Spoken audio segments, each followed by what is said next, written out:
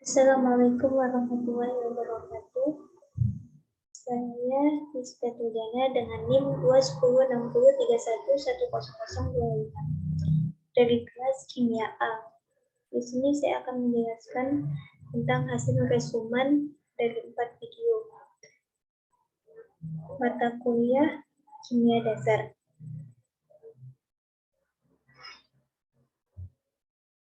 Adapun keempat video tersebut yaitu membahas tentang yang pertama kekuatan asam basa, yang kedua baper atau larutan penyangga, yang ketiga keseimbangan larutan, yang keempat keseimbangan ion kompleks.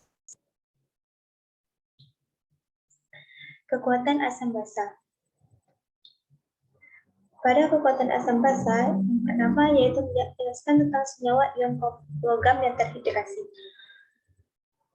Keelektronegatifan dari kiri ke kanan dalam periodik unsur meningkat, dan kekuatan asam basa juga akan meningkat. Ini berarti keelektronegatifan dari suatu periode itu dari kiri ke kanan itu semakin naik.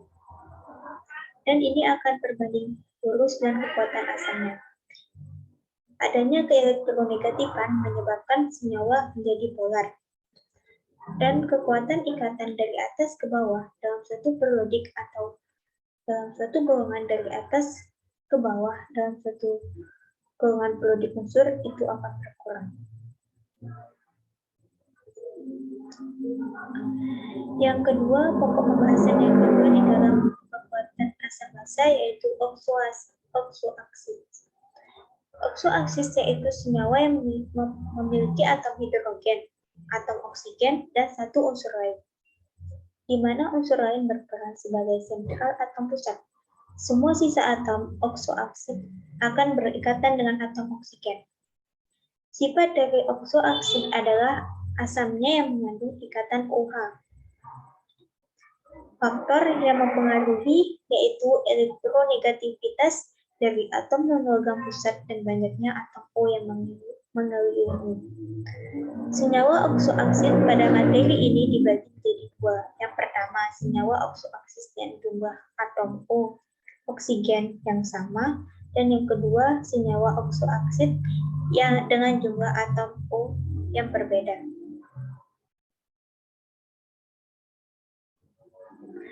Pada jenis oksoaksis dengan jumlah atom O yang sama, kekuatan asam meningkat dengan peningkatan elektronegativitas.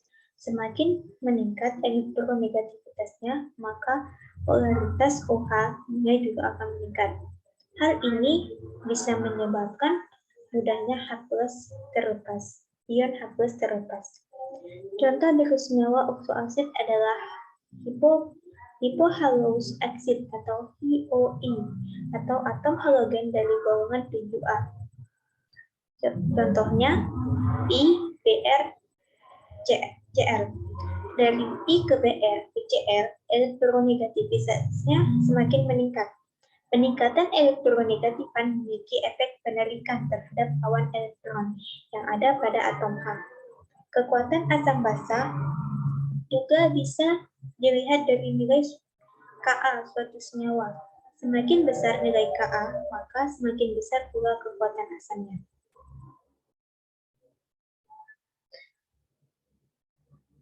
Adapun pada jenis atom oksoaksis dengan jumlah atom O yang berbeda, yaitu kekuatan keasaman meningkat dengan bertambahnya atom O yang terikat pada atom non-logam pusat. Jika jumlah atom O semakin banyak, maka semakin besar pergeseran dari densitas elektron dan pada akhirnya senyawa tersebut mudah untuk melepaskan ion H+. Contohnya di sini yaitu reaksi HOCl menjadi HOClO3. Elektronegativitas O dan Cl yang tinggi akan menyebabkan keduanya menarik lawan elektron yang ada pada H, sehingga akan membentuk polar. Semakin banyak atom O yang terikat pada tarikan awan elektron akan semakin besar, dan ini menyebabkan lebih mengarah ke O yang memiliki elektronegatifan yang tinggi. Jadi adanya jumlah atom Po yang terikat pada non-logam maka akan berpengaruh terhadap bilangan oksidasinya. Jadi bisa dikatakan kenaikan bilangan oksidasi juga bisa sebagai indikator peningkatan kekuatan asam.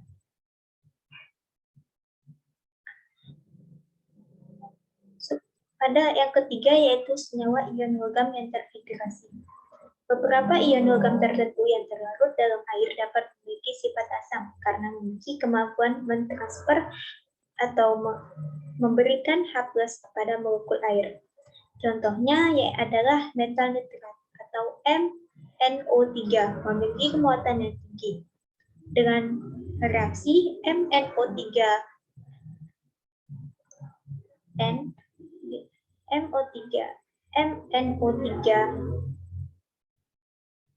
N kali ditambah H2O menghasilkan MH2O XN kali plus NO3-. Senyawa tersebut disebut dengan asam bromsifluorik. Jadi reaksi MnO3N bereaksi dengan X-H2O itu menghasilkan MH2O-XN+. Jadi MH2O-XN+ ini adalah senyawa asam, yaitu asam bromsifluorik. Senyawa ini ketika dilarutkan dalam air akan mengalami ionisasi dan hidrasi. Senyawa ini biasa disebut dengan asam bromsifluorik karena senyawa ini yang mampu menurunkan satu H+. Karena muatannya ion logam tinggi, maka mampu menarik awan elektron dari ikatan OH pada molekul air. Yang keempat yaitu oksida. Senyawa oksida adalah suatu senyawa yang setidaknya dalam senyawa tersebut ada satu atom oksigen dan satu unsur lain. Oksida dapat diklasifikasikan ada yang asam, basa, dan amphoter. Jenis-jenis oksida yang pertama yaitu oksida asam. Oksida asam adalah oksida yang ketika bereaksi dengan molekul air akan membentuk sebuah asam. Oksida yang non-logam memiliki bilangan oksidasi yang tinggi juga dapat menjadi oksida asam. Contohnya pada reaksi CO2 bereaksi dengan H2O membentuk H2CO3. Yang kedua, oksida basa, yaitu oksida yang ketika bereaksi dengan molekul air akan membentuk sebuah basa. Contohnya pada reaksi Na2O plus H2O akan menghasilkan 2 NaOH. Yang ketiga, oksida amphoter. Oksida amphoter ialah yang dapat bertindak. Oksida yang dapat bertindak sebagai asam atau basa dalam reaksi untuk menghasilkan garam dan air. Contohnya pada reaksi Al2O3 plus 6HCl akan menghasilkan 2AlCl3 plus 3H2O. Sifat asam basa dari larutan garam. Sifat suatu asam basa itu bereaksi akan menghasilkan satu garam. Contohnya, pada reaksi HCl, yaitu di sini bertindak sebagai asam, direaksikan dengan NaOH yang bertindak sebagai basa akan menghasilkan NaCl yang bertindak yaitu garam dan H2O. Karena garam mengandung dua ion, pH larutannya berpotensi dipengaruhi oleh kation atau anion, atau bahkan mungkin keduanya. Larutan garam dapat bersifat netral, asam atau basa tergantung pada sifat asam basa dari kation dan anion penyusunnya. Sifat asam basa dari larutan garam. Klasifikasi berbagai jenis larutan garam. Yang pertama, garam menghasilkan larutan netral, yaitu reaksi dari asam kuat dan plus basa kuat. Garam yang menghasilkan asam, yaitu dari asam kuat direaksikan dengan basa lemah. Garam yang menghasilkan basa, itu asam lemah direaksikan dengan basa kuat. Garam dari kation asam lemah dan anion basa lemah, yaitu asam lemah direaksikan dengan basa lemah akan menjadi larutan asam atau basa. Yang kelima, yang terakhir yaitu garam anisoampirotik, yaitu Apabila asam politotik direaksikan dengan basa kuat, itu akan menghasilkan larutan asam atau basa. Garam berfungsi menghasilkan larutan netral. Garam yang terdiri dari anion asam kuat dan kation dari basa kuat akan menghasilkan larutan netral. Garam yang menghasilkan larutan netral terdiri dari ion-ion yang tidak bereaksi dengan air. Contohnya NaHO3.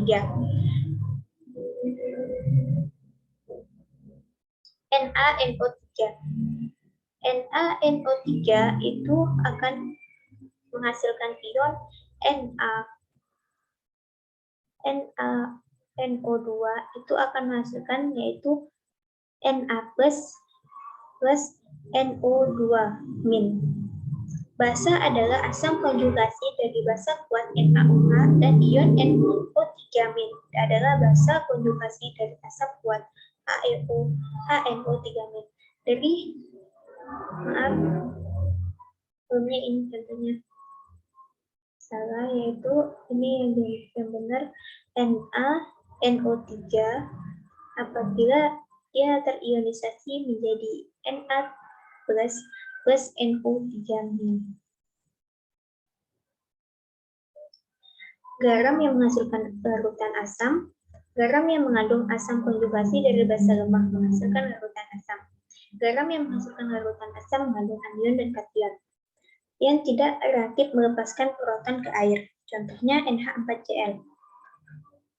Akan terionisasi menjadi NH4 plus Cl-, di mana ion NH4+ yaitu asam konjugasi atau sebagai kation dari basa lemah, NH4+ dan ion Cl- adalah basa konjugasi atau anion dari asam kuat HCl.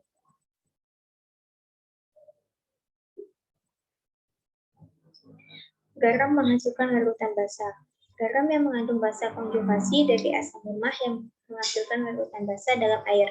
Garam yang menghasilkan larutan basa mengandung kation dan anion yang tidak reaktif yang menerima proton dari air. Contohnya NaCN. NaCN apabila diionisasi yaitu menjadi Na+ dan Cn-, di mana ion Na+ adalah asam konjugasi dari basa kuat NaOH dan ion Cn- adalah basa konjugasi dari asam lemah yaitu HCl. Garam, kation, asam lemah, dan anion basa lemah. Keasaman keseluruhan larutan tergantung pada kekuatan asam relatif atau Ka dan basa lemah atau Kb dari ion yang dipisahkan. Jika kation dan anion bereaksi dengan air, maka K lebih tinggi yang akan menentukan keasaman dan atau kebasaan larutan garam. Contohnya NH4Cn. Yang akan terionisasi menjadi NH4+ plus Cn-.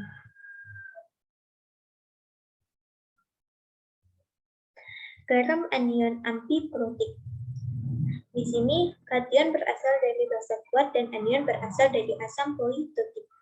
Anion itu bersifat amfiprotik sehingga mereka dapat bertindak sebagai asam dan melepaskan proton ke air atau sebagai basa atau mengabstraksikan proton dari air. Jika anion bersifat amfiprotik atau amfoter dari asam politotik, kekuatan anion sebagai asam Ka atau sebagai basa Kb menentukan keasaman garam. Contohnya NaHBO4 akan terionisasi menjadi 2Na+ plus HBO42-, di mana larutan garam dapat bersifat asam, basa, dan netral, sehingga perlu dilakukan perhitungan pH. Dilakukan dengan cara yang persis sama seperti menghitung pH larutan yang mengandung asam molekul lemah atau basa molekul lemah. Nah, untuk pembahasan yang kedua yaitu buffer atau larutan penyangga. Adapun pengertiannya, buffer yaitu larutan yang mengandung campuran asam lemah dan basa konjugatnya atau basa lemah dengan asam konjugatnya. Larutan penyangga dapat menahan perubahan pH yang drastis dengan penambahan sedikit jumlah asam kuat dan basa kuat. Larutan penyangga ini terdiri atas basa lemah atau asam lemah dan konjugat atau garam. Larutan penyangga bekerja karena sejumlah besar komponen asam atau Ha dan basa atau amin masing-masing mengonsumsi sejumlah kecil OH atau H+, OH- atau H+ yang ditambahkan. Asam dan basa yang membentuk larutan penyangga tidak boleh saling mengkonsumsi melalui reaksi neutralisasi. Larutan penyangga terdiri dari dua jenis. Yang pertama asam lemah dan basa konjugatnya, seperti contoh CH3COOH plus H2O akan menghasilkan H3O plus H2O plus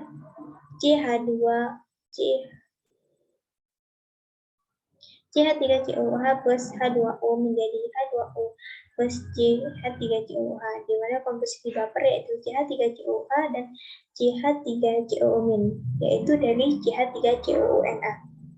Basa lemah dan asam konjugatnya. Contohnya NH4 plus H2O menghasilkan OH- plus NH4.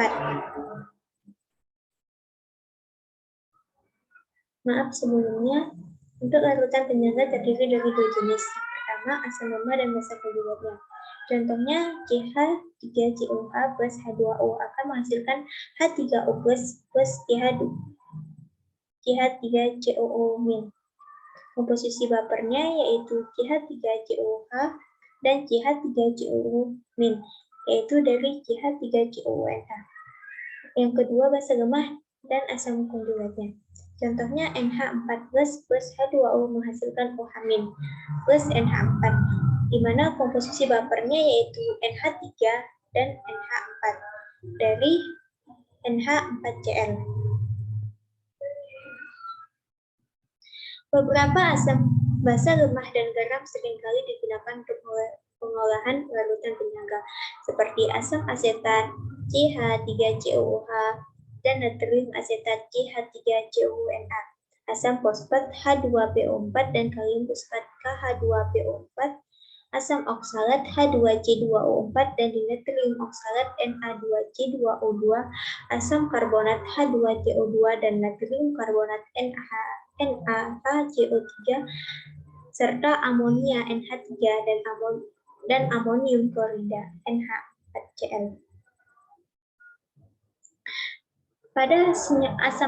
Pada baper asam yaitu contohnya asam asetat CH3COOH dan natrium asetat CH3CONA. Adapun reaksinya yaitu CH3COOH plus H2O setimbang menjadi H3O plus CH3COO-, di mana asam asetat di sini merupakan asam lemah dan posisi keseimbangannya cenderung ke kiri. Dikarenakan konsentrasi ion asetat kecil. Cara kerjanya ditambahkan natrium asetat ke dalam larutan ini untuk meningkatkan ion asetat ekstra. Ditambahkan asam kuat H+ bercampur dengan ion asetat untuk membuat asam asetat, di mana CH3COO- sebagai larutan penyangga plus H+ akan menghasilkan CH3COOH. Akibatnya, CH3COO- turun dan CH3COOH naik karena sebagian ion H+ dihilangkan. Akan tetapi, pH tidak akan mengalami perubahan. Penambahan dengan basa kuat larutan penyangga menghilangkan ion OH- dengan mereaksikan dengan H+ dari CH3COOH. CH3COOH sebagai larutan penyangga plus OH- menghasilkan CH3COO- plus H2O. Maka dari itu CH3COO- naik dan CH3COOH turun, sehingga pH tidak mengalami peningkatan terlalu banyak. Efek dari reaksi ini menjadikan larutan penyangga terdiri dari komponen-komponen penting, yaitu yang pertama, banyak asam asetat yang tidak terionisasi. Yang kedua, banyak ion asetat dari natrium asetat. Yang ketiga, cukup ion hidrogen H+ untuk membuat larutan bersifat asam. Pada baper basa, yaitu contohnya NH3 dan NH4Cl, di mana reaksinya yaitu NH3 plus H2O menghasilkan OH- plus NH4+. Amonia merupakan basa lemah dan posisi keseimbangannya cenderung ke kiri. biru. Untuk meningkatkan ion, maka dilakukan penambahan amonium klorida ke dalam larutan. Cara kerjanya yaitu penambahan dengan asam kuat ion H+ dihilangkan dengan mengaksikan amonia NH3 yaitu sebagai basa plus H+ akan menghasilkan NH4+. Akibatnya NH3 turun dan NH4 naik. Maka pH turun sedikit-sedikit. Penambahan basa kuat ion OH- dihilangkan dengan mengaksikan dengan H+ dari NH4+, di mana NH4+ ini sebagai larutan penyangga direaksikan dengan OH- akan menghasilkan NH3+H2O. Karena sebagian besar ion OH- yang ditambahkan akan dihilangkan dengan cara pH tidak meningkat terlalu banyak. Efeknya yaitu akan terdiri dari menjadikan larutan penyangga terdiri dari komponen-komponen penting. Yang pertama, banyak amonia tidak bereaksi. Yang kedua, banyak ion amonium dan amonium klorida. Yang ketiga, cukup ion hidroksida atau OH- untuk membuat larutan basa. Adapun rumus penyangga yaitu pada rumus penyangga asam yaitu apabila suatu reaksi menghasilkan contohnya CH3COH setimbang menjadi CH3COO- plus H+. Maka rumus Ka sama dengan konsentrasi CH3COO- dikali konsentrasi H+ dibagi konsentrasi CH3COOH-. Jadi untuk mencari nilai konsentrasi H+-nya yaitu Ka sama dengan Ka dikali konsentrasi CH3COH dibagi konsentrasi CH3COO- atau bisa juga dengan konsentrasi H+ sama dengan Ka dikali konsentrasi asam lemah per konsentrasi basa konjugasi. Dan untuk mencari pH-nya bisa menggunakan rumus pH sama dengan pKa dikali konsentrasi asam lemah per basa konjugasi.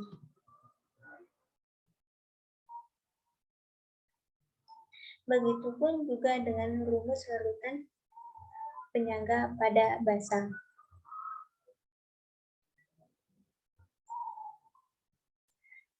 Kapasitas larutan penyangga dan rentang waktu penyangga. Kapasitas penyangga adalah ukuran kekuatan larutan penyangga dengan kemampuan untuk mempertahankan pH setelah penambahan asam atau basa. pH larutan penyangga tidak tergantung pada kapasitas larutan penyangga. Kapasitas akan bergantung pada konsentrasi komponen, baik konsentrasi penuh dan relatif. Dalam hal konsentrasi penuh, maka semakin terkonsentrasi komponen larutan penyangga, maka akan semakin besar kapasitasnya. Dalam konsentrasi relatif, maka semakin dekat konsentrasi komponen satu sama lain. Semakin besar kapasitasnya, perubahan rasio konsentrasi lebih dari 2 kali lebih besar ketika konsentrasi awal komponen sangat berbeda. Larutan penyangga memiliki kapasitas tertinggi bila konsentrasi komponennya sama, yaitu konsentrasi A- per HA, konsentrasi HA sama dengan 1. Larutan penyangga yang pH sama dengan atau mendekati pK dari komponen asam yang kapasitas tertinggi untuk konsentrasi tertentu, di mana pH sama dengan pKa plus log konsentrasi A- per konsentrasi HA sama dengan pKa plus log 1 sama dengan pKa plus 0 sama dengan pKa.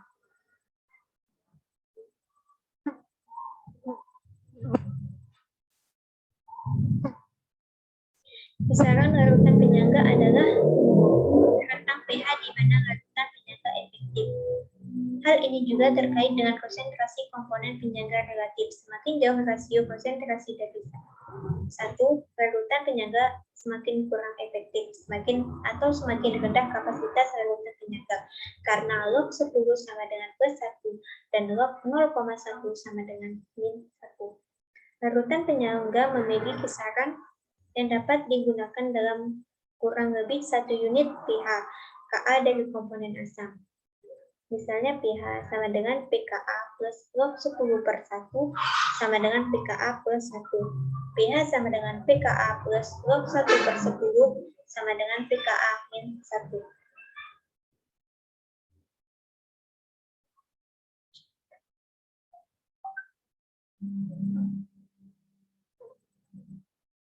Menyiapkan larutan penyangga. Beberapa langkah yang dipersiapkan untuk menyiapkan larutan penyangga. Yang pertama yaitu menentukan pasangan asam basa konjugatnya dengan cara menentukan pH dan pKa yang terdekat dengan pH yang diinginkan. Yang kedua, tentukan rasio konsentrasi A per HA, konsentrasi HA yang memberikan pH yang diinginkan. Rasio ditentukan oleh persamaan Henderson-Hasselbalch. Yang ketiga, pilih konsentrasi larutan penyangga dan hitung jumlah yang akan dicampur.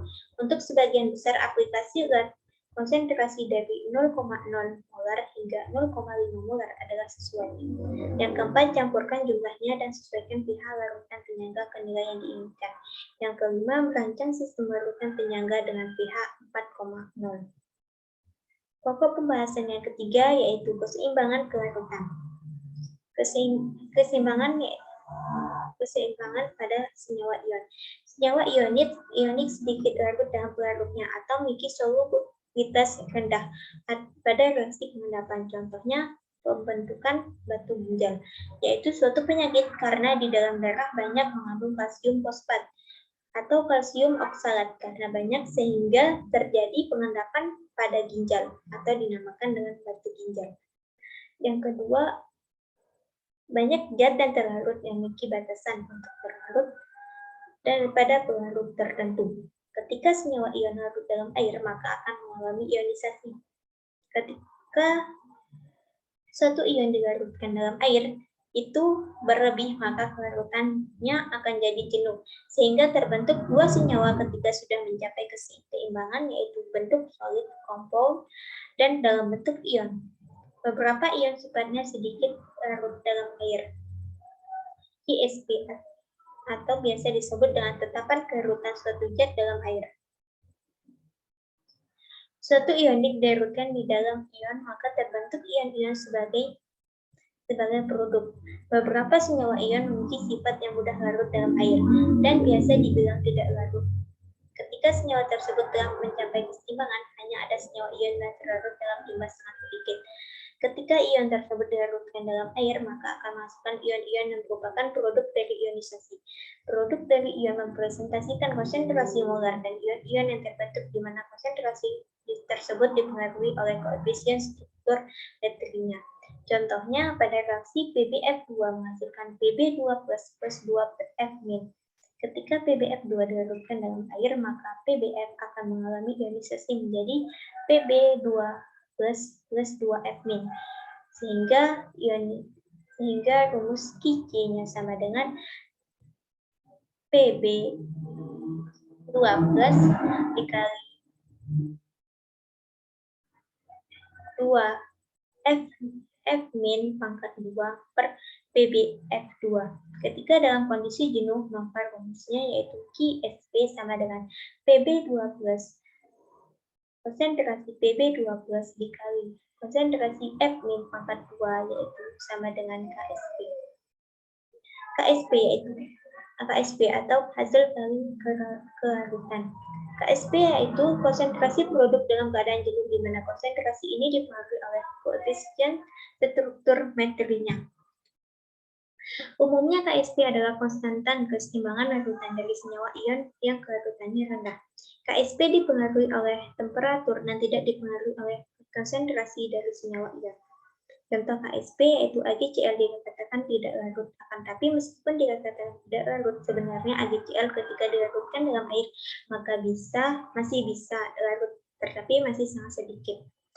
Ketika konsentrasi dalam keadaan jenuh pada kondisi seimbang, yaitu pada reaksi AgCl menghasilkan Ag plus Cl min. AgCl dalam bentuk padat akan mengenal ion Ag plus dan Cl min. Dalam keadaan jenuh akan dapat membentuk ion tetapi ion dalam jumlah sedikit. Konstanta kesetimbangan dalam larutan ini disebut Ksp dari perak klorida yang ditulis dengan Ksp sama dengan Ag plus kali Cl min. Untuk menentukan nilai Ksp adalah dengan mengukur kelarutannya dan beberapa garam yang digunakan untuk mencapai kelarutan yang jenuh di mana konsentrasi molar setara dan banyaknya mol dari garam tersebut dan dilarutkan dalam 1 liter air pada keadaan jenuh dengan asumsi bahwa semua garam terlarut dalam air terlarut secara sempurna untuk diubah menjadi ion. Pengaruh ion senama. Pada bagaimana sih kelarutan kalsium oksalat dalam satu larutan yang mengandung klorida? Efek adanya ion senama mengakibatkan kalsium oksalat menjadi berkurang tingkat kelarutannya atau lebih tidak larut dibandingkan ketika kalsium oksalat dilarutkan dalam larut air. Hal ini mengikuti prinsip dari Lukatelier di mana adanya penambahan ion senama ini dapat menurunkan kelarutan pada senyawa ionik yang memang memiliki kelarutan yang rendah. Contohnya pada reaksi CaCl2O4 bereaksi akan berionisasi menjadi Ca2+ plus C2O4 2-, di mana kalsium kristal yang dilarutkan dalam pelarut air ini. Ketika kalsium oksalat tersebut dilarutkan akan mengalami ionisasi dengan keseimbangan tertentu. Prediksi pembentukan padatan atom. Bila melarutkan suatu senyawa ionik dalam bentuk padat dalam suatu pelarut air akan menghasilkan suatu larutan. Ada 2 jenis larutan, yaitu larutan sangat jenuh. Ada 3 jenis, yaitu larutan yang sangat jenuh, larutan jenuh, dan larutan tidak jenuh. Endapan akan terbentuk apabila nilai Ki lebih besar daripada Ksp, atau disebut dengan larutan sangat jenuh. Apabila tidak terbentuk endapan, maka nilai Ki sama dengan nilai Ksp, yaitu pada atau larutan jenuh.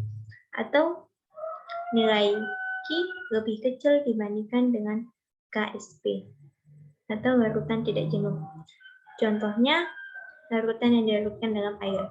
Contohnya AgCl. Di sini mengalami ionisasi menjadi Ag plus Cl min, di mana nilai Ksp-nya yaitu konsentrasi Ag plus konsentrasi Cl min. Nilai Ksp AgCl yaitu 1,6 kali 10⁻⁻⁻. O yang dimaksud dengan konsentrasi mula-mula. Jika konsentrasi tidak jenuh, maka nilai K lebih kecil daripada Ksp. Jika konsentrasi jenuh, maka nilai Ki lebih sama dengan Ksp. Jika konsentrasi sangat jenuh, maka nilai Ki lebih besar dibandingkan Ksp. Pokok pembahasan yang terakhir yaitu keseimbangan ion kompleks. Pengertiannya, ion sederhana ditandai dengan satu atau beberapa atom yang diikat, contohnya Na+ dan CH3COO-. Ion kompleks, sedangkan ion kompleks terdiri dari satu ion logam pusat yang berikatan secara kovalen sebanyak 2 atau lebih dengan anion atau molekul, di mana molekul yang berikatan ion logam disebut dengan ligan. Beberapa contoh ligan dalam ion ligan adalah yaitu ion hidroksida, ion klorida, dan sianida. Ligan juga dapat dalam bentuk molekul seperti air dan karbon monoksida. Contoh dari senyawa ion kompleks yaitu CrNH3 6 kali 3 pangkat 3 plus. CR3 plus adalah atom pusat yang berikatan dengan 6 ligan molekul NH3 dan bermuatan 3 plus. Pembentukan ion kompleks. Contohnya larutan garam MnO3 2 kali, di mana M menandakan ion logam pada garam tersebut.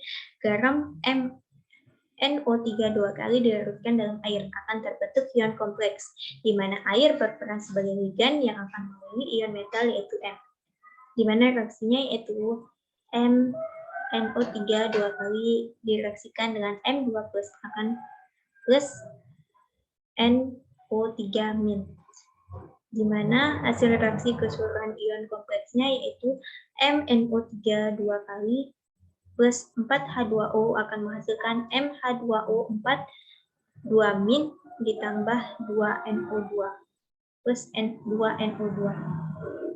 Banyak peristiwa ketika suatu senyawa dilarutkan dalam air, akan terbentuk ligand dengan molekul air. Akan tapi apabila molekul air itu diganti dengan senyawa yang lain, maka ikatan molekul air pada ion logam akan digantikan. Jika pelarut diganti dengan senyawa lain, misalkan H2O menjadi NH3, maka ion logam tersebut bisa tergantikan posisi H2O oleh NH3.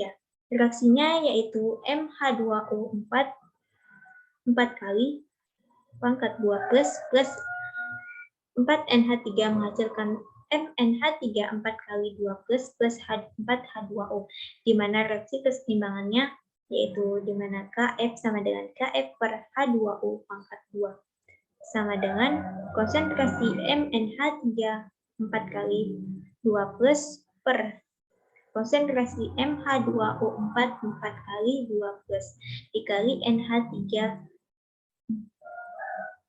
pangkat 4. Di mana konstanta keseimbangan ion kompleks yaitu Kf sama dengan Kf per H2O pangkat 4 sama dengan konsentrasi MnH3 4 kali 2 plus per MH2O 4 kali pangkat 2 plus dikali NH3 4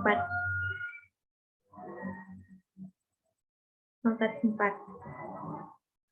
Unsur dari golongan transisi memiliki tendensi untuk membentuk ion kompleks. Contohnya adalah larutan COCl2 yang memiliki dua warna yaitu warna pink dan biru. Larutan tersebut berwarna pink dikarenakan adanya ion kompleks yaitu CH2O 6 kali 2 plus dan apabila larutan tersebut ditambah HCl maka akan berubah warna menjadi warna biru yang terjadi karena pembentukan ion CaCl4 2-. Ion kompleks dan kelarutan ion endapan. Adanya ligand dapat meningkatkan kelarutan suatu senyawa ionik yang awalnya sedikit larut dalam air jika senyawa tersebut membentuk ion kompleks dan kation yang berasal dari senyawa ionik. Demikian penjelasan dari saya, kurang lebihnya mohon maaf. Thank you for attention. Assalamualaikum warahmatullahi wabarakatuh.